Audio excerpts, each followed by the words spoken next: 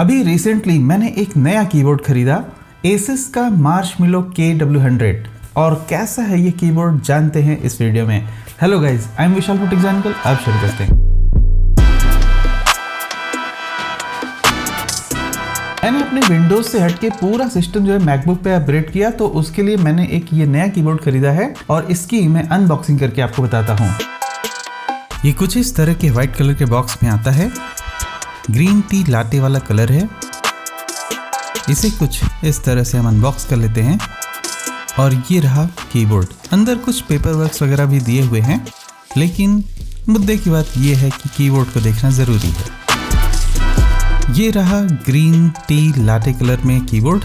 यहाँ पीछे 2 triple size की बैटरीज पहले से ही लगी हुई हैं। इसे कुछ इस तरह से हम बंद कर देते हैं। पीछे की तरफ कुछ ये एक्सटेंडर्स भी दिए हुए हैं, जिससे आप कीबोर्ड को टिल्टेड मोड में इस्तेमाल कर पाओगे, और ये ऑन ऑफ बटन भी दिया हुआ है। अब जैसा कि अनबॉक्सिंग वगैरह हो चुकी है, तो मैं इसका फिजिकल ओवरव्यू और बिल्ड क्वालिटी के बारे में आपको डिटेल में समझाना चाहूंगा, क्योंकि ये बहुत अच्छी बात है इसकी। सामने से दिखने पे ये कीबोर्ड कुछ इस तरह का दिखाई देता है। यहाँ पे कुछ हाईलाइटेड बटन्स वगैरह दिए हुए हैं। ये जो कलर वेरिएंट है ये है ग्रीन टी कलर, तो ये काफी दिखने में मुझे अच्छा लग रहा था। और इसमें ना थोड़ा सा यहाँ पर ग्रे कलर के भी बटन्स वगैरह दे रखे हुए हैं। ये कीबोर्ड थोड़ा सा मैट फिनिश में आता है और दिखने में काफी अच्छा लगता है और बड़ा ही कॉम्पैक्ट साइज का है। ये काफी हल्का भी है। बैटरी इसमें पहले से लगी हुई थी, तो इसके साथ में इसका वेट 378 ग्राम के करीब निकल के आता है। इसमें यहाँ पीछे की तरफ कुछ रबर ग्रिप्स वगैरह प्रोवाइड किए गए हैं, और ये काफी ज्यादा रबर ग्रिप्स है। जैसे कि एक यहाँ है, यहाँ बीच में भी है और एक किनारे में भी है, ऊपर भी आपको इसी तरह मिल जाएगा। यहाँ पर बैटरी कंपार्टमेंट दिया हुआ है और यहाँ पीछे की तरफ एक ऑन ऑफ स्विच भी दिया हुआ है। इसकी हाइट को एक्सटेंड करने के लिए आपके पास कुछ इस तरह का मैकेनिज्म मिल जाता है। और सबसे इंटरेस्टिंग फैक्ट मुझे जो लगा कि बहुत सारे कीबोर्ड में ऐसा देखा होगा आपने, जो ये एक्सटेंडर होते हैं उसमें रबर ग्रिप्स नहीं दिए होते हैं, लेकिन इस वाले कीबोर्ड में यहाँ पर एक्सटेंडर में भी रबर ग्रिप्स दिए हुए हैं। और जैसे ही आप इसको अनफोल्ड कर दोगे तो यहाँ पर भी रबर ग्रिप्स है, तो काफी अच्छी सी ग्रिप मिलती है इसको डेस्क पे कुल मिला के कहने का। बाकी इसके साइड वाइज ये कुछ अच्छी सी डिजाइन लेकर आता है, और इसकी जो कीज है चिकलेट टाइप की कीज है, तो काफी ज्यादा अपने आप में फंक्शनल सी लगती है। यहाँ ऊपर की तरफ एक छोटी सी एलईडी इंडिकेटर दी गई है, जिससे आपको पता चल जाएगा कीबोर्ड ऑन है या ऑफ है। और अच्छी बात यह है कि बैटरीज आपको इन द बॉक्स इंक्लूडेड मिलती है, तो अलग से आपको बैटरी खरीदने की जरूरत नहीं है। इसकी बैटरी लाइफ कितनी मिलेगी वो अभी मैं बता नहीं सकता, क्योंकि मुझे जस्ट 2 हफ्ते हुए हैं इसे इस्तेमाल करते हुए।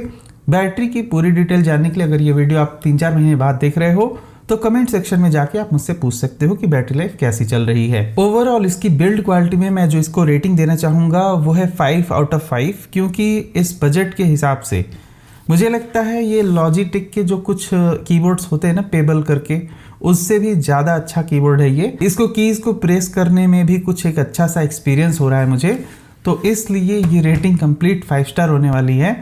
That is the fact. अब जैसा कि इसकी बिल्ड क्वालिटी की बात होगी, तो मैं इसके कुछ स्पेसिफिकेशन आपको बताता हूं। जैसे कि इसमें ना जो की ट्रेवल है वो सिर्फ 1.6 mm का है, और ये काफी लो प्रोफाइल कीबोर्ड है, तो आपको ऐसा चिकलेट वाला पूरा एक्सपीरियंस मिलेगा इससे टाइपिंग करते वक्त। साथ में इसके की प्रेस का जो डिजाइन है ना वो सीजर की टाइप है, तो इसको प्रेस करने में काफी अच्छा सा एक्सपीरियंस रहता है ओवरऑल। और इस कीबोर्ड में सबसे बड़ा जो फायदा मुझे लगा, एक पूरा टोटल ग्लांस में, जैसे कि मैंने बहुत सारे कीबोर्ड्स का रिव्यू भी पहले चैनल पे बना के रखा है, ये कीबोर्ड उन सभी में सबसे ज्यादा साइलेंट मुझे लगा। अगर आपको साइलेंटली कुछ काम करना है और आपके पास माउस भी कुछ साइलेंट सा है, तो ये कीबोर्ड इंस्टेंटली आपको बड़ा ही रिलैक्सिंग सा फील होगा। जनरली अगर आप बहुत हार्ड प्रेस नहीं कर रहे हो तो कोई भी नॉइज नहीं रहती है। साथ में यहाँ पे जो ब्लूटूथ का वर्जन दिया गया है वो 5.0 है। 5.3 वगैरह होता तो और अच्छी बात होती, लेकिन फिलहाल उसमें कोई खास मुझे इश्यूज नहीं लगे, तो वो मैं आपको कनेक्टिविटी में बता दूंगा। स्पेसिफिकेशन वाइज ही अगर मैं इसकी बात करूं, तो ये जो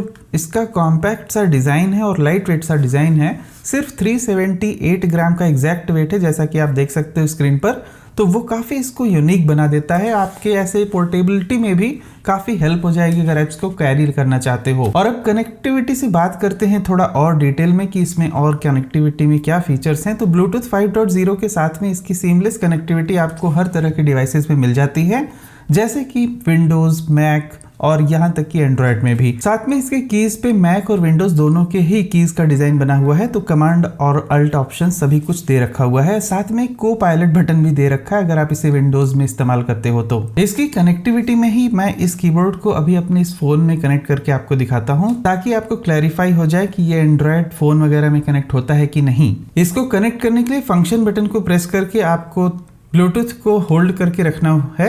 जैसे ही ये डिस्कवरेबल मोड में चला जाएगा, यहाँ पे ये लाइट जल्दी जल्दी से ब्लिंक होने लगेगी। जैसा कि आप मेरे फोन में देख सकते हो Asus KW100 लिख के आ रहा है, तो मैं इसको कनेक्ट कर देता हूँ चैनल 3 पर। और यहाँ पर एक पेयरिंग कोड आ चुका है, तो इस पेयरिंग कोड को जनरली मुझे अपने कीबोर्ड पर टाइप करना होगा, तभी ये फोन के साथ कनेक्ट होगा। और अब आप देख सकते हो जैसा कि ये कीबोर्ड कनेक्टेड है और यहाँ पर बैटरी लेवल भी दिखा रहा है 100% का। अब मैं यहाँ इसी कीबोर्ड से आपको टाइप करके दिखाता हूँ। तो बेसिकली आप चेक कर सकते हो कि ये एंड्रॉयड में भी काफी सीमलेसली काम करता है, no problem at all. Connectivity में बात करूं मैं लेटेंसी की, क्या लेटेंसी है इसमें या फिर नहीं, मुझे इसकी लेटेंसी वगैरह बहुत ही कम लगी। कोई भी ऐसा मुझे डिले नहीं लगा कि मैंने की प्रेस किया और थोड़ा देर में वहां पर टाइप हुआ, ऐसा कुछ भी नहीं है। एक बार को जब आपका कीबोर्ड स्लीप मोड में चला जाएगा और तब अगर मान लो कि आपने कंप्यूटर वगैरह से कनेक्ट करके रखा हुआ है और आप कुछ टाइपिंग करना शुरू करते हो, तो यहाँ पर ना थोड़ा 1 सेकंड का आपको डिले लगेगा, लेकिन उस 1 सेकंड में आपने जितने भी वर्ड्स टाइप किए थे वो अचानक से फिर वहां पर टाइप हो जाते हैं। तो ऐसा नहीं है कि अगर आपने कोई की प्रेस कर दिया स्लीप मोड से तुरंत अवेक होने के बाद तो सब कुछ मिस होने वाला है। वो 1 सेकंड का डिले सिर्फ स्लीप मोड से इसको एक्टिवेट होने में लगेगा, लेकिन इन जनरल जैसे ही आप टाइपिंग करना शुरू कर दोगे उसके बाद आपको कोई भी लेटेंसी नहीं लगेगी। और ये जनरली हर एक कीबोर्ड के साथ होता है जो भी ब्लूटूथ वाले होते हैं, तो इसके लिए कोई अलग स्पेसिफिक सी बात वो नहीं है। अच्छी बात यह है कि बहुत सारे कीबोर्ड में क्या होता है, जैसे कि मेरे मैकेनिकल कीबोर्ड की वो प्रॉब्लम है, उसमें अगर कीबोर्ड स्लीप मोड में चला गया तो आप 2-3 की ऐसे ऐसे प्रेस करते रहो, उसके बाद जब वो वेक हो जाएगा उसके बाद ही टाइपिंग शुरू होती है। लेकिन इसमें ऐसा नहीं है,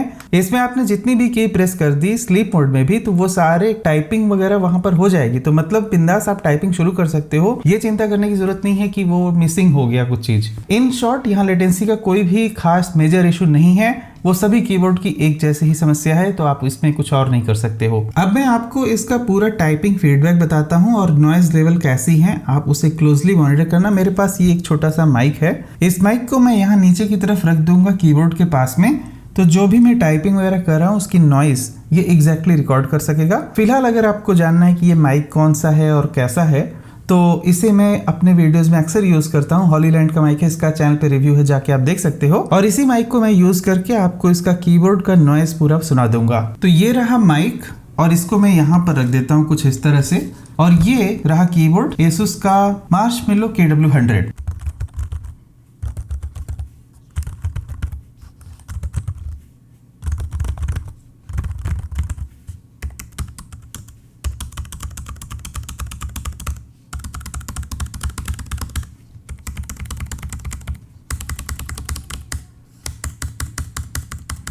जनरल टाइपिंग में जो आपको एक्सपीरियंस होगा कुछ इस तरह का।